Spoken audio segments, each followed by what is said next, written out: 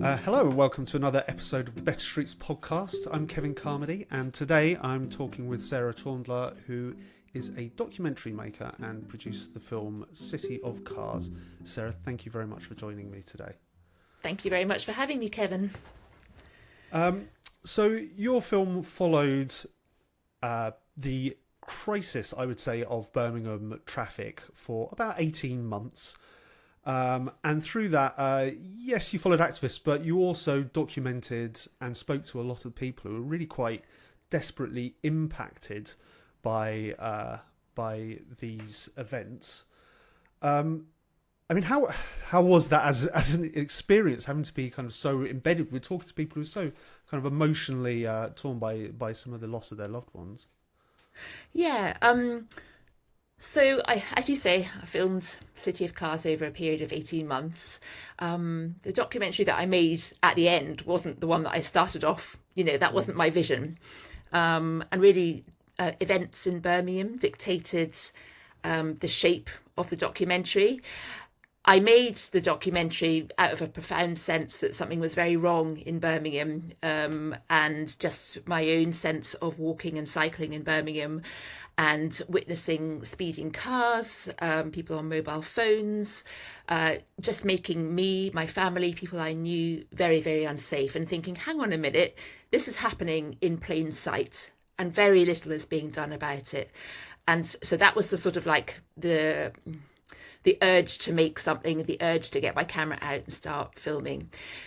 During the process of making the film, as you've alluded to, I've met a lot of people, and some of the victims of the cases that I cover in the film, we can come on to in a minute as well, the families of the children who were killed in that time period, but also just people, everyday Brummies, going about their business and constantly feeling under threat from dangerous driving, or just careless driving, or people just kind of like not understanding the impact of driving at 40 miles an hour next to a pavement where they should be driving at 20 miles an hour, and how that impacts a child and a child's sense of safety. So I think one of the first ones that caught a lot of people's attention for Better Streets was in King's Heath back in June 2023.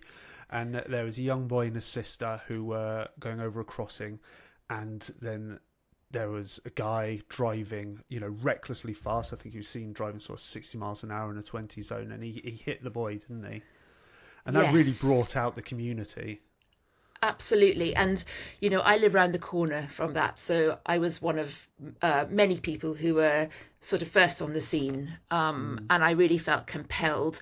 It's difficult to bring out your camera and start filming people who are clearly upset. And this was parents who were walking there. Let's not forget that this happened as this boy was walking to school with his older sibling. He was crossing a road where Hope Fennell had been killed in 2011. She was a schoolgirl riding her bicycle across that crossing. So this crossing is known to people around here as being dangerous, just from the fact that people aren't stopping as the lights are going red, and that's what happened in this case as well. So going back to that day, it was a spring, warm, sunny day. Everyone was just going about their business. As we saw from the CCTV footage, which I showed in my film, this driver was going at about 60 miles an hour in a 20 mile per hour limit. I interviewed a couple of eyewitnesses, so a couple of people who work on the high street, who contributed to the documentary, and just the distress at witnessing that was so palpable. I saw the parents who'd been taking their children to school. It was a really distressing case, and obviously local media became involved. And fortunately, that boy has made a recovery, but it just really illustrates how one case of dangerous, careless driving can so very nearly end a life. Yeah, and as happened, at a similar time, Azan Khan over on the Coventry Road, as he was crossing the road there with his kind of pushing his bike across the road, and he was killed again by someone recklessly driving, at higher speed than you're allowed to on that road. kind of weaving across. And this is a driver who had been twice disqualified before. That was a really, really disturbing case. I have subsequently met the family of Azan Khan, his mother and his father. The pain that they're going through and will go through for the rest of their life is unbearable, really. Yeah. As was explained to the court, I went to that sentencing as well, and listened to their victim impact statements. And just to put into context, Azan's mother, Zoe, was very heavily pregnant when Azan was killed. And the young boys, Azan's friends who he was with at the time, ran. They were within 200 metres of his front door where he lived. They ran to her door, banged on the door. She came running out, heavily pregnant, no shoes on, leaving whatever she was doing in the kitchen, preparing an evening meal, and got to the roadside.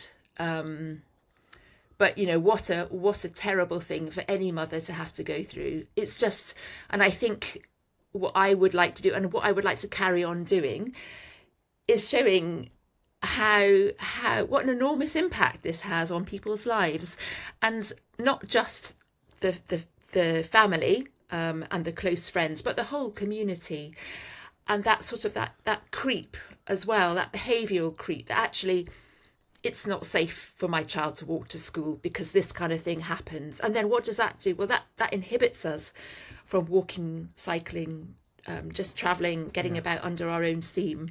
And, I think to link that wider issue of what we call road safety or road harm, more accurately, with that wider picture of it does not feel safe to walk and cycle in this city at times.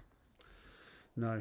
And look, we're going to have to, at this point now as well, talk about Maya here. Now, at least with Azan Khan, the guy got 8 years and 9 months sentence for that. Maya here, who was a 4-year-old girl who was killed while walking on the pavement with her family. The guy for that got 3 years, 3 years, 10 months. Yeah. It's shocking. I can go back through some of the history of that if you would like. So that was on the... Well, yeah, I would just say, because you do, you spend quite a lot of time with Maya, his family as well within your film, don't you? So it's... Yeah. I mean, you spent time with them, didn't you? Well, I met Babika Yahya the day after Maya was killed, because I went to the scene. I went to Upper Highgate Street. The collision happened on Sunday evening at 9:43, and I went the next morning and just was, there was nothing to show, or very little to show, that there had been a horrific collision there, which absolutely devastated a community. And I met a man who was the husband of one of the women who'd been involved in the collision, and he was just standing by the roadside looking dazed and anxious and confused. And so I went to speak to him, and he told me what had happened. He told me that there was a large group of women and children. I was slightly perturbed by the fact that wasn't reported at the time. It was very obvious from everyone that I spoke to that this was a large group of women and children on the pavement. The very thing that, as a mother, I have been extremely concerned about in Birmingham, walking around with children, that sense that if you're on the pavement, you should be safe. Well, no. This group of mothers and children, they were just walking home from Eid celebrations, and they got ploughed into. So I came to know the family over the months, and again, what a lovely family, 3 surviving children, all of whom, one of them, a little baby at the time, was in his pushchair, miraculously survived the collision. Sarah and Babika, Maya's parents, don't understand how he survived. So yeah, just a devastating scene in a 20-mile-per-hour limit. And the man driving the car, Giovanni Taverner, going, in the judge's words, based on the dash cam footage that we saw in court, which was extraordinarily painful to watch, at least double the speed limit. I'm gonna hedge my bets and say it was more than that. But that footage, which was just everything that the witnesses and Sarah's mother and father and the other women that were there, it was everything that they had described to me, seeing the bright lights flashing, coming towards them down the hill, and just being ploughed into by a car. It was so distressing. 3 years and 10 months for killing a child.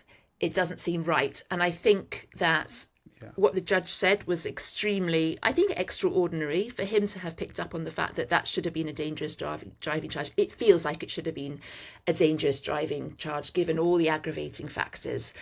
And I think the CPS do need to answer questions, or at least make clear why it wasn't a dangerous driving charge, which obviously can carry a much longer sentence and also a lifetime driving ban in exceptional circumstances, although I don't think that's ever been done in the UK. I mean, this is one. These three that we've mentioned here. These are just some of the many incidents that happened throughout the city during the filming of this, and and continue to happen now. And we know that pedestrians are kind of becoming increasingly disproportionately affected by dangerous driving. I mean, how much is this? Are we now seeing this as just kind of a wider structural problem within Birmingham? Yeah, I mean, absolutely. I think it's a few things, isn't it? I think personally, as someone who would like to get about, who does enjoy getting about under my own steam, I know where to cycle to stay relatively safe, although obviously sometimes you just can't. You have to go on the road, you have to mix in with the traffic. If you can't trust that drivers are going to behave well, which we can't and we know, then that in itself is a structural problem, isn't it? Why should somebody on a bike feel and know that they are unsafe because they're having to mix in with traffic to get from A to B? That's a structural problem. And I think that the fact that the number of pedestrian deaths is disproportionately high is, again, we have pavements for people, for pedestrians, and the fact that, people are clearly not safe on the pavement, as was graphically demonstrated by what happened to Maya, her family and friends, is a massive problem, and the city needs to be bold in how it tackles that. It could be argued that the road where she was tragically killed, Upper Highgate Street, it's used as a rat run, and this is, why it becomes a dangerous area is because of cars being able to just kind of be able to go wherever they want. And this is, this is very much how the city was designed, particularly, in the 50s redesign of the city that we're now living with, as it being a kind of increasingly, or being redesigned as a car-dominated city. I'm glad you mentioned that, because as a result of a lot of the campaigning that Better Streets for Birmingham did, that street, Upper Highgate Street, and a lot of my film covers this. We see the demonstrations by the local people and asking for that street to have a permanent memorial for Maya Yahaya, which would see that street closed off. And let's remind ourselves of the geography of where that street is. It sits almost parallel to two of the major trunk roads in Birmingham. You've got Belgrave Middleway on one side, and I can't remember what it's called, Ladywood Middleway at the top maybe. Massive trunk roads where a lot of traffic is rightly directed. Why is Upper Highgate Street needed for a flow of through traffic, especially when we have had this absolute abhorrent tragedy? It's a high density, highly populated area.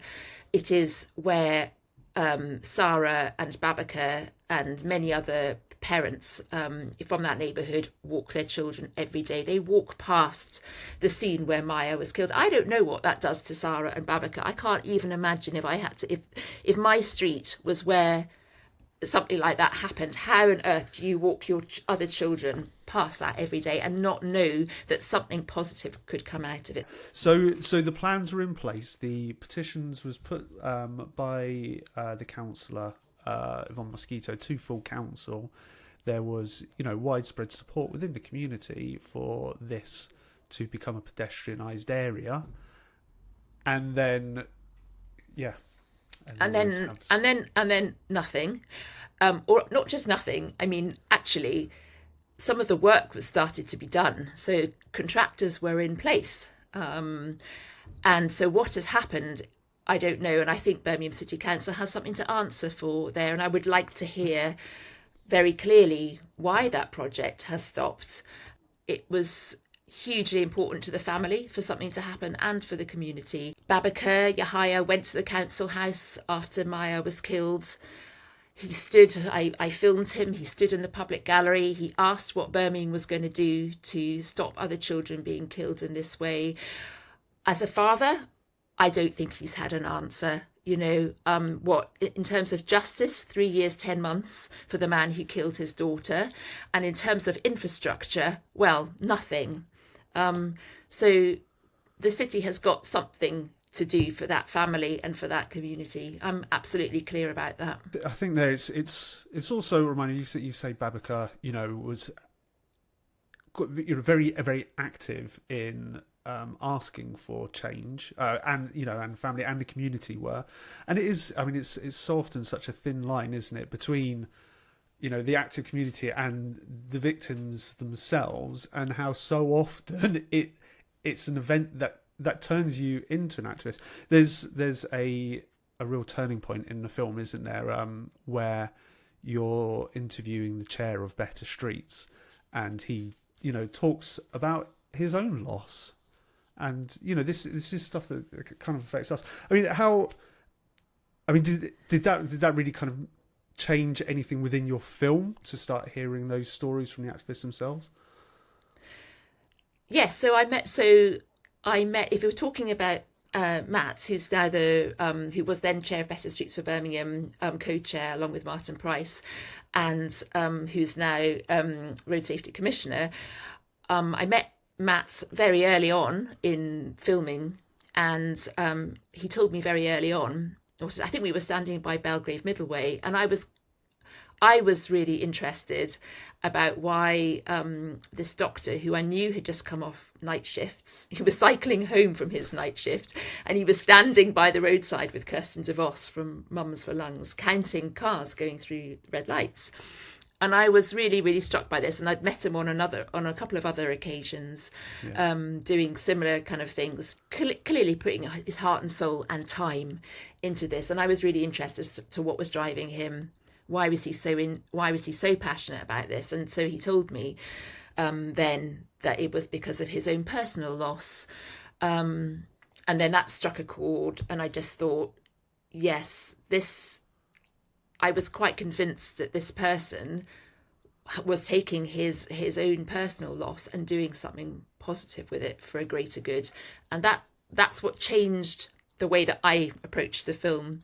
So I was thinking, well, I'll get somebody to speak about public health, about active travel, all the sort of like normal suspects that you would if you were trying to build a narrative. And then I thought, actually, no, I'm going to focus a little bit more on this individual who's suffered this great personal loss at a young age and has clearly shaped what he's doing now. And I think, that is a reminder that Better Streets is... It isn't just an active travel organisation. Much of our main focus is road safety, and it is about preventing. This is preventable loss. These are preventable losses with political will.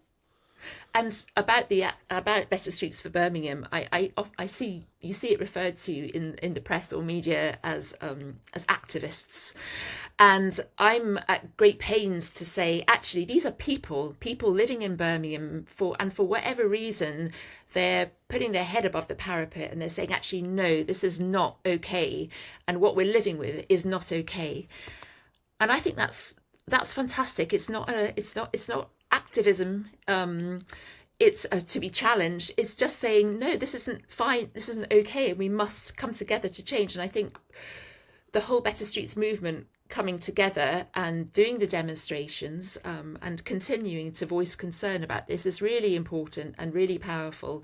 And I really hope that the authorities in this city continue to listen.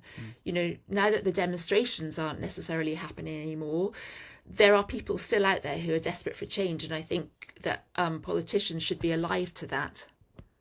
And I think, having films like this is an important way of getting that story out. I mean, how you've shown this in film festivals, and you've shown it at a few levels of government now. I mean, what's the reaction been?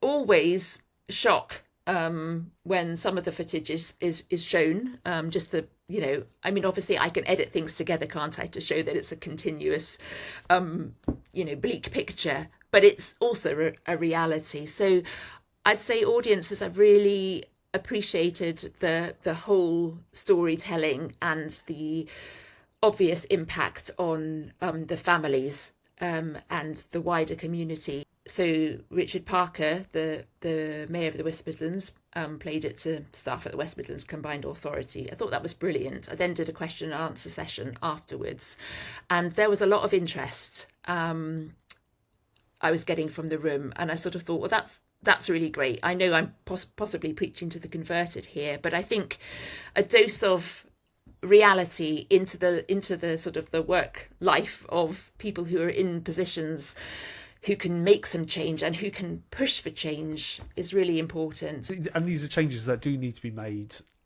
up and down the whole kind of chain of government, from Westminster through the local authority through to the council themselves need to...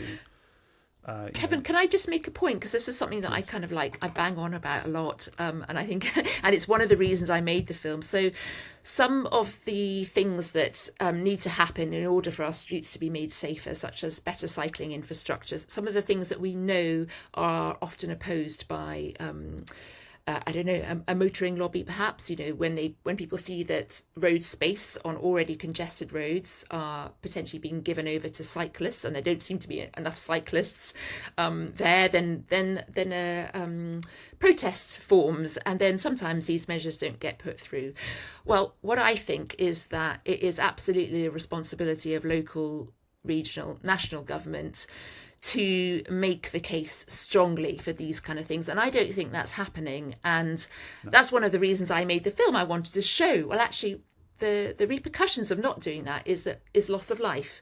So if you're not prepared to set out exactly why you think as a local government, and maybe talking about Birmingham here, if you're not prepared to set out exactly why you think this needs to be done in very clear terms and well evidenced terms in a way that people sitting at home can understand, then your scheme is probably going to fail because you haven't reached people in their living rooms at home.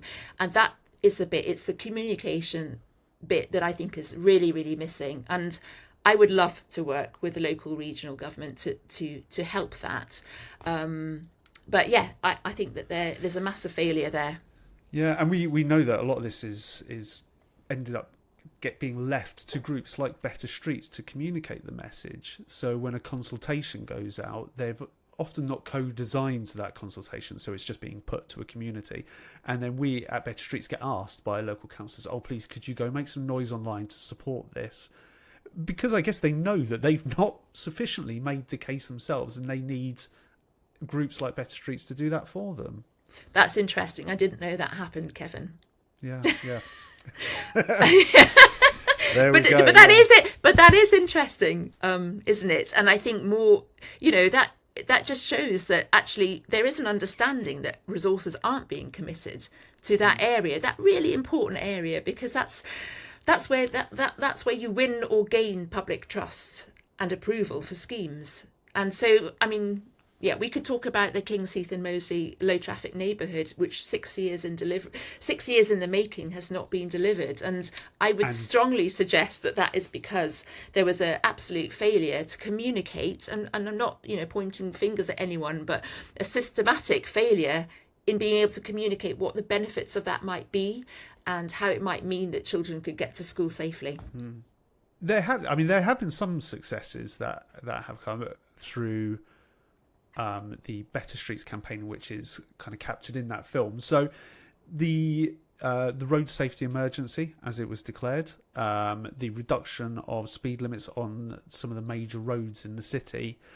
I mean, it's a tension, isn't it, between the successes and the failures. And we do need to cheer on the successes that we do have as much as complain about the failures, I guess.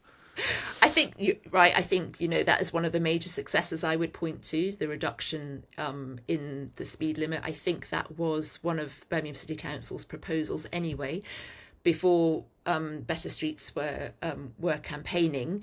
Better Streets campaigning definitely pushed that along a bit. The problem is, of course, is the enforcement, and we know that the enforcement is lacking. I think in my film, if I remember correctly, I said that there was 6 average speed cameras in operation across a 1,500 mile road network.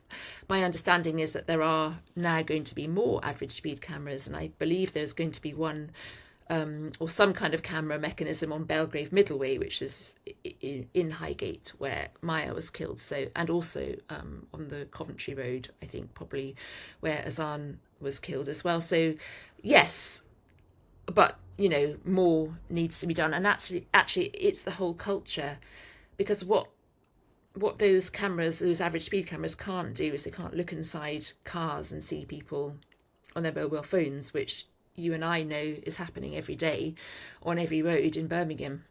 Yeah. I've I know Better Streets did some data collection around watching people using it, and I did it outside of my kids' school at drop off time, and was watching people just going over the pedestrian crossing while looking at their phones. It was almost like it's maybe better not to look. It was scary. It was very scary. Yeah, and I think some people think that we shouldn't make a big thing about this, that we shouldn't sort of scare potential, cyclists and walkers, because that's sort of seen as scaremongering. But I think when when you know and I know and we all know that it's happening so widespread and it's ingrained in the culture to behave like that. I mean, I was cycling into town last night with my husband and daughter, and we got to the end of the A38 cycle route, and there was a motorist who was in the cycling priority box, and she was just sitting there unaware of us on her mobile phone. And my husband said, do you know that you're in the cycling box and you're on your mobile phone? And her response was that it was okay for her to be on her phone because she was stationary. And, that is the level of public ignorance. And that's the kind of public ignorance that I would like our authorities to get to grips with and to challenge and to educate. Where are those public information films which are funded by national government, which I remember as a child of the 1980s. I remember those kind of films, but I just don't think we have that now.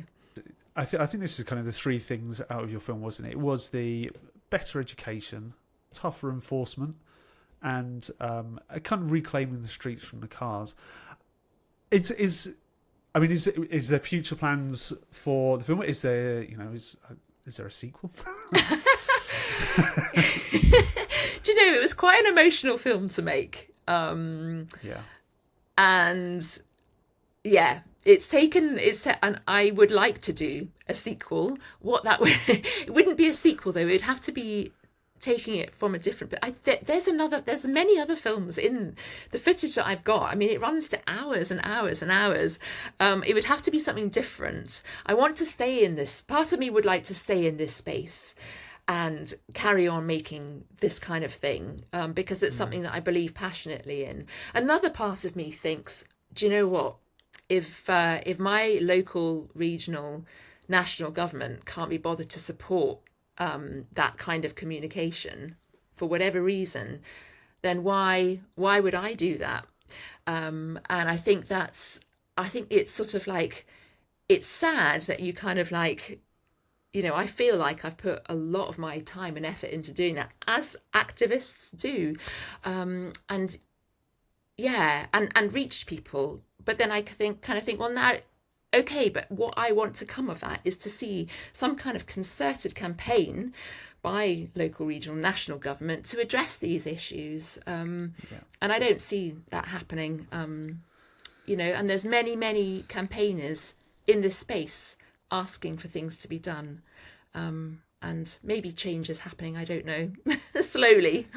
I think there's something within an activist movement it's not down to one person to be able to hold the momentum for the whole movement. And I think, you know, what you did with the film and getting that in front of the eyeballs that you have done is, you know, in front of the mayor's team, in front of MPs, is, I think that's fantastic.